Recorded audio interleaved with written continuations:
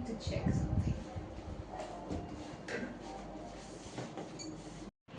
So I'm playing this video, an out of aesthetic non-copyright music from YouTube audio library.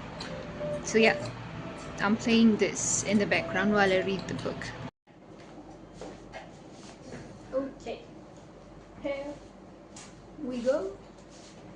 So I wanted to read, and I wanted to read, yeah. So I wanted to read, and I wanted to read like with a lot of focus. So I decided to read it with an audiobook. But then I was like, it's not working because there were not audios that vibed with me basically. And then when I started listening to more audiobooks, I was like, wait a minute, I can record it too. And then I found about what I can record. So I decided to start my reading or get my reading done by reading books. Books that are, I guess, in free domain, copyright free, I think, or whatever it is. I am not sure, but I'm pretty sure that Thomas Hardy's books are not in public, are in public domain. So this is like books that were published before 1929 in the US are in public domain. So I'm guessing that this one, Tess of the Double Wills by Thomas Hardy, is in public domain. So pardon me if my accent isn't perfect, or if I stutter, or if I pronounce something wrong, because this is my first time doing this. So it has, let me give you some introduction about this book. The content, there are, how many chapters are there? There are about 59 chapters, and there are 7 phases. I heard that it is actually a sad book. So let me just read what is this back cover? This hobble of being alive is rather serious, don't you think so? Thomas Hardy's magnum opus, Tess of the Double Wills, first appeared in book form in 1891. It initially received mixed reviews and was censored due to the challenges that it presented to the sexual morals of Victorian society. However, through the subtitle of the novel, A Pure Woman Faithfully Presented, Hardy sympathizes with a working class woman who becomes a hapless victim of the rigid Victorian society. Tess of the Double Wills was later considered one of the greatest novels of 19th century. Through Tess Derbyfield, Hardy skillfully shows the social injustices that are deeply rooted in gender. A moving tale of loss, unrequited love, and condemnation. The novel has one of the most tragic endings of all time. Oh my god. Adapted to film, theatre, and television several times over, the novel is a timeless classic. This is what Thomas Hardy looks like. And I'm guessing this is what Tess is supposed to look like. Alright, I am scared. I'm actually scared we might end up learning more about the world around us than we would like to admit through sad books. Anyways, let us read a short biography of Thomas Hardy. Born on June 1840. So let me just give you it in points. So Thomas Hardy is from Dorset, England. He was very sensitive to, no, not sensitive, but he was like sensitively portrayed human suffering. Interesting. His famous works are actually very famous. It's Far from the Madding Crowd, The Mayor of Casterbridge, and Tess of the Double Wills. So he often challenged Victorian morality and was often sympathetic to the working classes in his novels, which is wonderful. I really liked it. I read The Mayor of Casterbridge, so it wasn't really to my taste, but I could understand what it was about. Like, I could understand where it came from. I loved to see the story of just people being people, which is what I love in Jane Austen. But I think Jane Austen is quite romantic in that sense. When I first read Jane Austen, I was like, this is not romance, because I was reading modern romance novels, contemporary romance novels, the ones that have been produced after 2000, in 2010s, and in the last 10 years, 20 years maybe after I was born.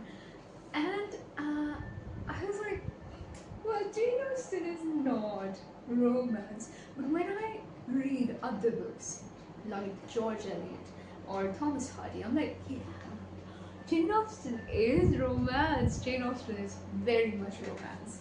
So let's start reading this book.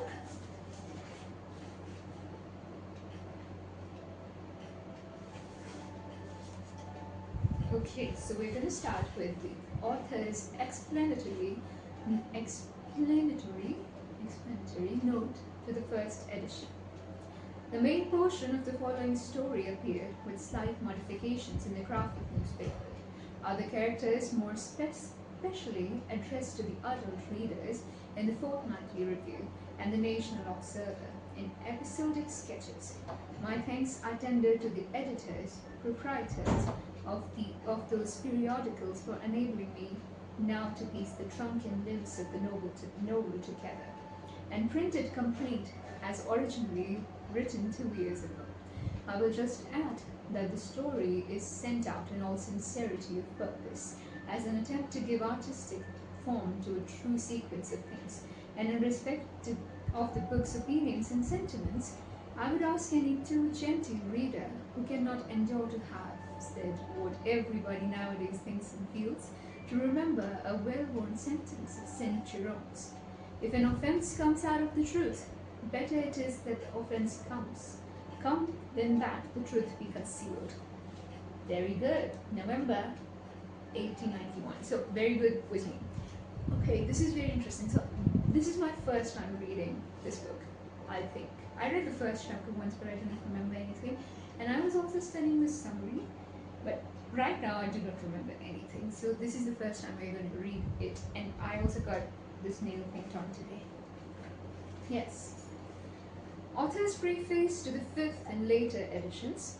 This novel being one wherein the great campaign of the heroine begins after an event in her experience which has usually been treated as fatal to her part of protagonist, or at least as the virtual ending of her enterprises and hopes. It was quite contrary to avowed conventions that the public should welcome the book and agree with me in holding that there was something more to be said in fiction that had been said about the shaded side of a well-known catastrophe. But the response spirit in which Tess of the Double-Wills has been received by the readers of England and America would seem to prove that the plan of laying down a story on the lines of tacit opinion, instead of making it to the square with merely vocal formulae of society, is not altogether a wrong one, even when exemplified in so unequal and partial an achievement as the present. For this responsiveness I cannot refrain from expressing my thanks, and my regret is that in the world where one so often hungers in vain for friendship, where even not to be willfully misunderstood is felt as a kindness, I shall never meet in person these appreciated readers, male and female, and shake them by the hand.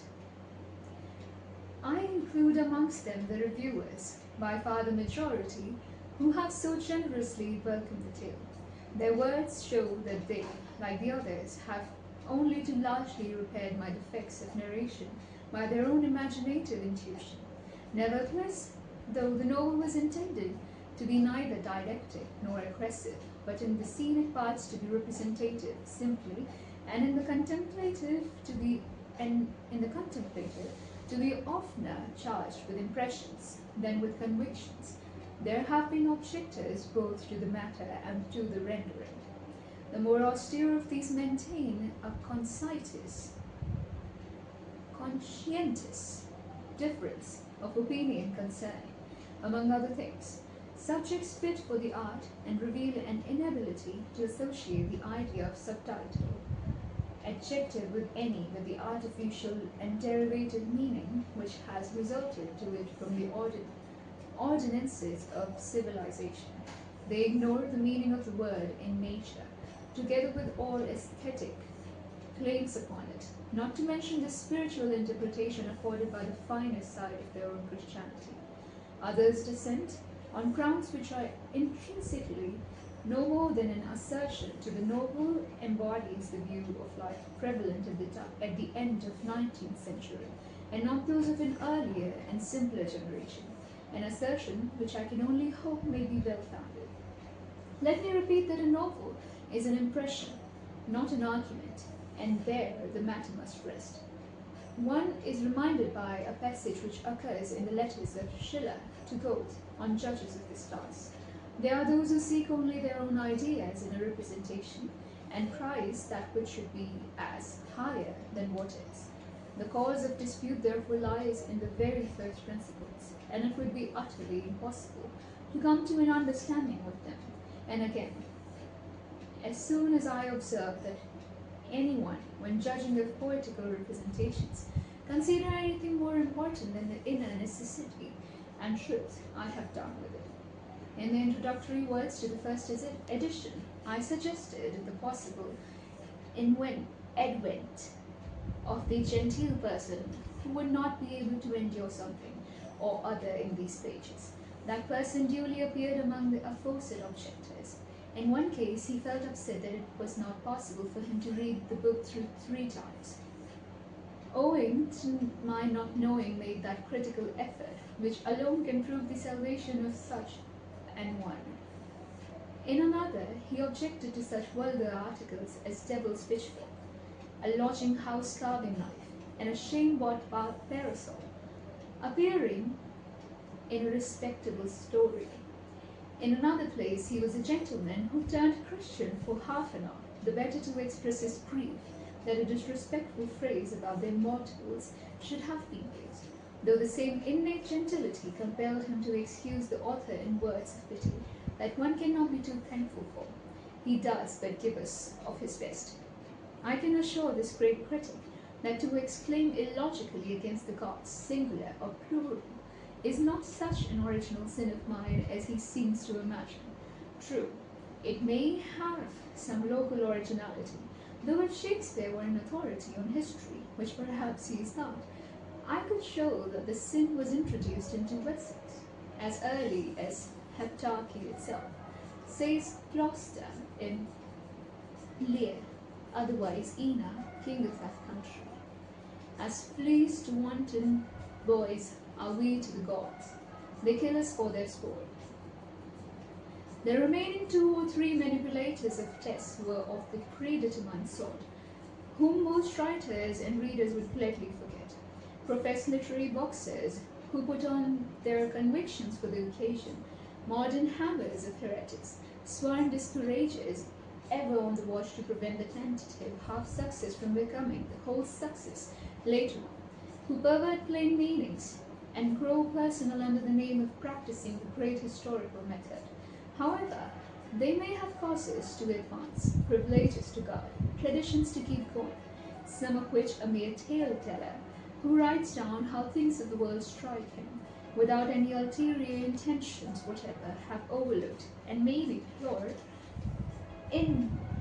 inadvertence, have run foul of when in the least aggressive mood. Perhaps some passing perception the outcome of a dream hour would, if generally acted upon, cause such a silent, considerable inconvenience with respect to position, interests, family, servant, ox, ass, neighbour, or neighbour's wives. He therefore valiantly hides his personality behind a publisher's shutters, and cries, "Shame! So densely is the world with any shifting of positions. In the best guaranteed advance, God somebody's copy." Such shiftings often begin in sentiment, and such sentiments sometimes begins in a novel. July 1892. The foregoing remarks were written during the early career of the story, when a spirited public and private criticism of its points was still fresh to the feelings. The pages are allowed to stand for what they are worth, as something once said, but probably they would not have been written down. Even in the first short time which has elapsed since the book was first published, some of the critics who have provoked the reply have gone down into silence, as if to remind one of the infinite unimportance of both their sake and mine. January 1895. The present edition of this novel contains a few pages that have never appeared in any previous editions. When the detached episodes were collected as stated in the preface of 1891, these pages were overlooked, though they were in the original manuscript. They occur in chapter 10. Respecting the subtitle to which allusion was made above, I may add that it was appended at the last moment after reading the final truths, as being the estimate left in a candid mind of the heroine's character, an estimate that nobody would be likely to dispute. It was disputed more than anything else in the book. Melius furat non scribere. But there it stands. The novel was first published complete in 3 volumes in November 1891, March 1912. Alright, we're done with the preface, I think, yeah. Very interesting, we could not understand half the thing. Or maybe, okay, maybe that is how it's supposed to be. I should read the book and then I'll know. Alright, here we start. Let me just drink some water, which is already almost gone. Pardon me for taking this break. Actually did not. I didn't need to ask for anyone's pardon in my own room. Anyways, phase the first, the maiden, chapter 1. On an evening in the latter part of May, a middle-aged man was walking homewards from Shaston to the village of Marlott, in the adjoining vale of Blakemore or Blackmore. The pair of legs that carried him were rickety, and there was bias in his gait which inclined him somewhat to the left of a straight line. He occasionally gave a smart nod, as if in affirmation of some opinion, though he was not thinking of anything in particular. An empty egg basket was slung upon his arm. The nap of his hat was ruffled, a patch being quite worn away at its brim where his thumb came in, taking it off. Presently he was met by an elderly parson astride on a grey mare, who, as he rode, hummed a wandering tune. "Good night, tea," said the man with the basket. "Good night, Sir John," said the parson. The pedestrian, after another pace or two, halted and turned round. "Now, sir, begging your pardon, we met last market day on this road about this time, and I said good night, and you made reply, 'Good night, Sir John,' as now." "I did," said the parson, "and once before that, near a month ago." "I may have. Then what might your meaning be in calling me Sir John these different times, when I be plain Jack Turbyfield the Hattler?" The parson rode a step or two nearer.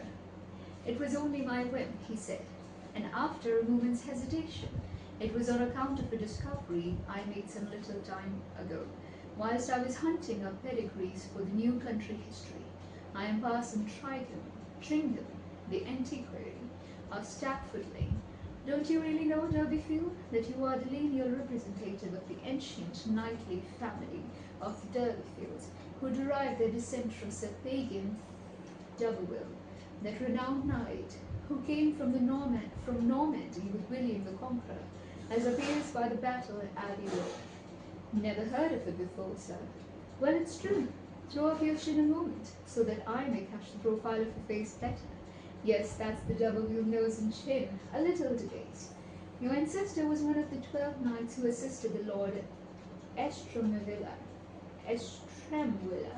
in Normandy in his conquest of Glamorganshire. Branches of your family held manors over all this part of England. Their names appear in the pipe rolls in the time of King Stephen. In the reign of King John, one of them was rich enough to give a manor to the Knights Hospitallers, and in Edward II's time your forefather Brian was summoned to Westminster to attend the Great Council there. You declined a little in Oliver Cromwell's time, but to no serious extent, and in Charles II's reign you were made Knights of the Royal Oak for your loyalty. Aye, there have been generations of Sir John Somerville, and if knighthood were hereditary, like baronetcy, as it practically was in old times, when men were knighted from father to son, you would be Sir John now. You don't say so.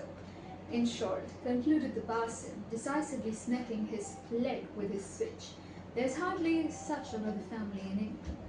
Daze my eyes, and isn't there? Said Derbyfield. And here have I been knocking about year after year from pillar to post, as if I was no more than the commonest fellow in the parish. And how long have this news about me been knowed, Parson Trigan?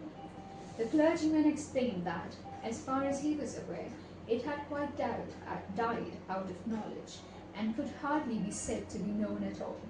His own investigations had begun on a day in the preceding spring when, having been engaged in tracing the vicissitudes of the D'Urberville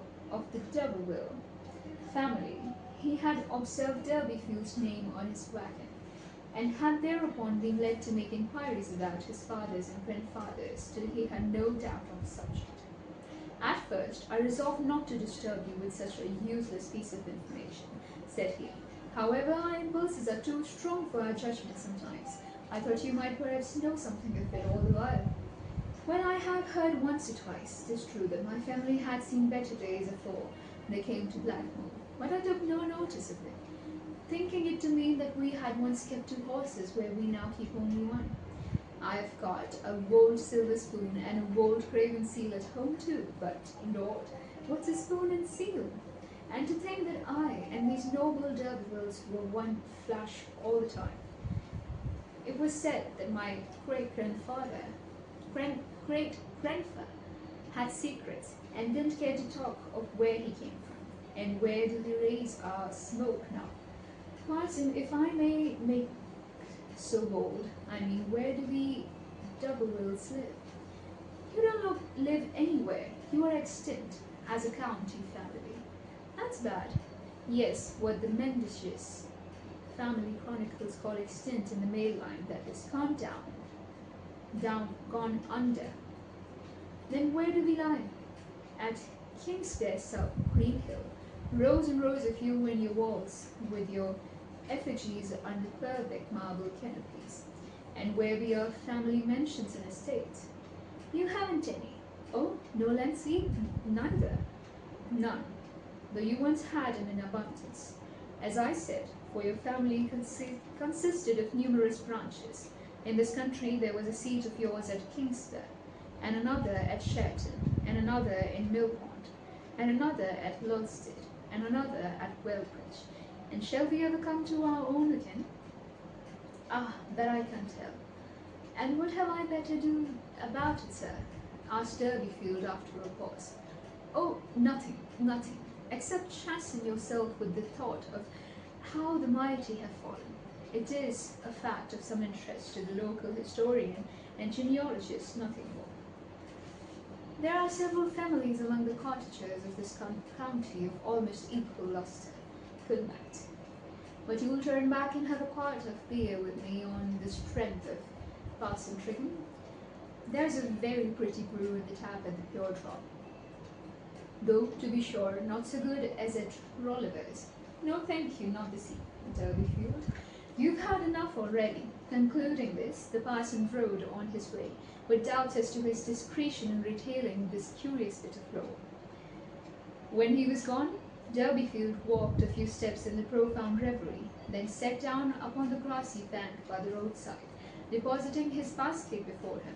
In a few minutes a youth appeared in the distance, walking in the same direction as that which had been pursued by Derbyfield. The latter, on seeing him, held up his hand, and the lad quickened his pace and came near. Boy, take up that basket. I want you to go on an errand for me. The lad-like stripling frowned. Who be you then, John Derbyfield, to order me about and call me boy? You know my name as well as I know yours. Do you? Do you? That's the secret. That's the secret. Now obey my orders and take the message. I'm going to charge you with, well, Fred, I don't mind telling you that the secret is that I'm one of the noble race. It has been just found out by me this present afternoon, p.m. And as he made the announcement, Turbyfield, declining from his sitting position, luxuriously stretched himself out upon the bank amongst the daisies. The lad stood before Derbyfield and contemplated his length from crown to toe. Sir John Doubleville, that's who I am, continued the prostrate man. That is, if knights or baronets, which they be, 'tis recorded in history all about me. Those knows of such a place, lad, as Kingsdale Sir Greenhill? Yes, I've been there to Greenhill Fair. Well, under the church of that city there lie. 'Tisn't a city, 'tisn't a city, the place I mean. Leastwise, it wasn't when I was there.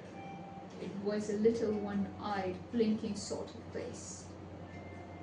Never you mind the place, boy, that's not the question before us. Under the church of that there parish lie my ancestors, hundreds of them in coats and mail and jewels, in great lead coffins, weighing tons and tons. There is not a man in the county of South Wessex that's got grander and nobler skeletons in his family than I. Oh, now take up that basket and go on to Marlet. And when you've come to the Pure Top Inn, tell him to send a horse and carriage to me immediately, to carry me home. And in the bottom of the carriage they be to put a knocking of rum in a small bottle, and chalk it up to my account. And when you have done that, go on to my house with the basket, and tell my wife to put away that washing, because she needn't finish it.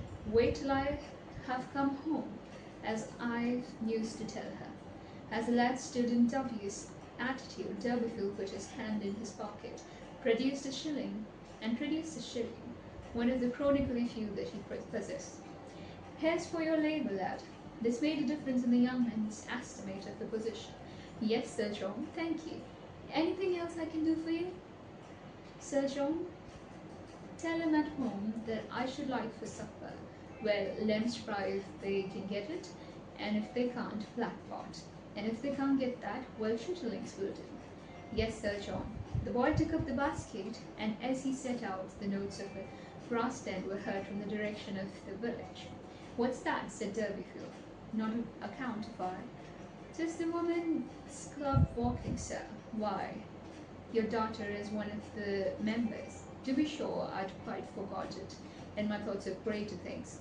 Well, when on to Marlot, will you? And order that carriage, and maybe I'll drive round and inspect the club.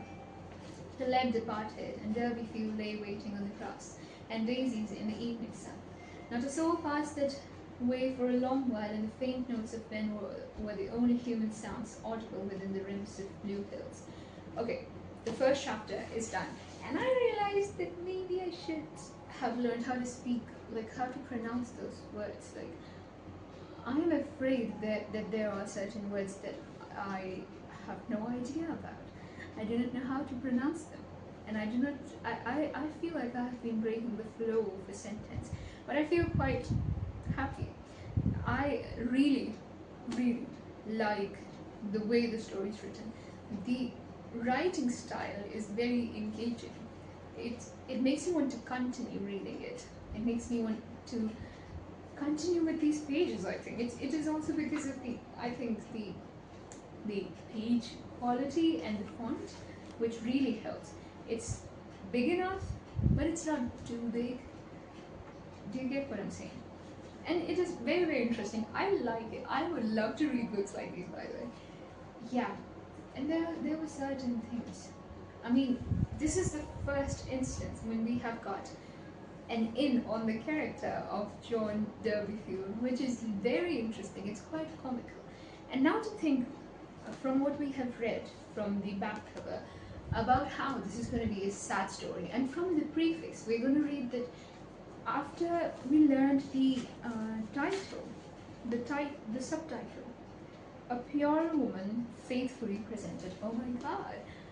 So we are going to learn how Tess, who's likely the daughter of John Derbyfield, how she is going to be affected by all of this, by this vain glory of a past that John Derbyfield had. Now that reminds me of a contemporary phenomenon that we see in India, at least I think most of India, but at least in the Hindi-speaking region where I'm from, that people will always reminiscing our past glory, how great India was, how wonderful it was, and I think it's amazing. We should be proud of what we were. We should be aware and proud, and we should know about it. We should respect it. But at the same time, we should also try our best to make the present as good, at least if it is not as good, somewhat like reaching to that level, because in the history of our land, there have been kingdoms that were incredible, that were wonderful, just the best places to be at. Some aspects of them were greater, the other aspects not so much, but there was something. And we are not, I'm afraid that we are not trying to change ourselves. We just, like, it feels like after the independence of our country, which, by the way, I've got another book, which I'm going to be talking about later when I'll be done with it. I do want to talk about it more. It's The Voices in the City, and I think it was written around 1965 to 67, which is like a few years after India's independence. So India has gone through this big chain of events that have happened throughout history. Like, if we were to look at the past 1,000 years of Indian history, that's like a lot of things are happening. There is a rise of a kingdom, wonderful, beautiful rise, but there we also see, under the rule of certain rulers, that there is a decline in the contentment, happiness, or safety even of let's say Hindus. I think it was, yeah. And then comes the British, and for 200 years they ruled over us. There's the 200 years of just thinking that, okay, we are self-sufficient, because that was one of the things that the British actually based their, I think a lot of their ideologies on, that we Indians cannot rule over themselves, which is quite stupid, because Indians have been doing that for long before England existed. And another thing was that India went through this continuing with what I was saying before, that India had experienced this humongous change, that it felt like we could not have a stable identity with which we could base our sense of self on, and the stablest identity that we had was also basically trampled upon by the British. And not just that, I think I'm oversimplifying what had happened, but yeah, I'm oversimplifying just to make sense of something. Yeah, and this is a wonderful book. It talks about it is very modernistic in its approach. It is also quite, it talks about the kind of sentiments that I do not think most people still think about today. So I find this book very, very ahead of its time, because even we in 2026, we are not talking about wondering whether these customs, these rules that we're following, whether these are right ones or not. We are not fighting against things. We are not looking inside our minds, inside our emotions, not whether, but just to feel them. We're not doing that. I feel like my generation, at least, it's questioning things, but at the same time, there's a flip side to it. There are people who are questioning things, then there are people who are not doing that at all. They're just accepting things. I see that very often, and I think that might have been a thing even back then. I'm just looking at one fictional example. But if there's one fictional example, then that means that there must be something in real life. The reality is inspired by fiction, and the fiction inspires the reality. So there must be something, right? There must be something. And it just makes me think, it just makes me feel like we're not growing. We are not a better, we're just not at a better place socially. I feel like we need to learn more. We are so engrossed in this idea of survival. Even like the educated Indians, the educated middle class Indians, the Indians from economically weaker sections who have no other choice but to survive, middle class Indians who have no other choice but to survive, put in a different manner, like they can still take a few years out to survive better later. Then I'm not sure about the upper class Indians. I really don't know, but at least these two people are pretty much a big deal of India, right? And we are stuck in a cycle of studying for exams that we're going to forget about. We're going to forget about the material that we have studied, the exams that are questioning things. Like some part of it feels right, but some part of it feels like it's overdone. The competition is very, very, very aggressive, as if we're. It almost feels like, what is that? What is that thing? The original Olympic Games that used to happen in the Roman Empire, where the spectators found so much fun in seeing people like break each other's to shreds, or people being eaten by animals, like something like that. People fighting animals, or having a fight. It almost feels like we are in a zone. We are in a place where the ones who are not in the zone, the ones who have got out of it, the zone where we are constantly giving exams, others, we have, if we do not have any stake attached to it, it almost feels voyeuristic to look at people suffering, and we call that advancement, and it is short term, at least that is what I believe, because it is not bringing any advancement that I feel should be there.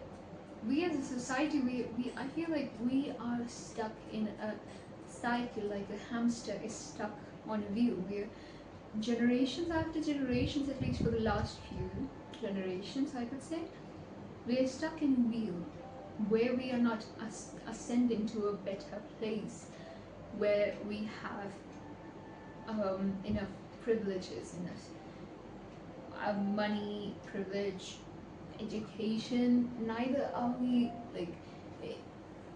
I mean, I'm not sure whether that is the ideal, but I'm not sure whether that should be the ideal, but it just feels wrong that we're not moving forward. I do not know what forward is. I'm not sure if it is supposed to be the privilege, if it is supposed to be something, if it is supposed to be money or whatever. But I do not want to see this anxiety in the generation that's going to come after me. I do not want to see the anxiety of clearing exams. And maybe that would be possible for a few of us, which is the saddest thing actually. Why is it only that a few of us, few of our kids will have the opportunity of having a comfortable life where they do not have to worry about basic survival? That is sad. But anyways, we've come very far from Tessa being double.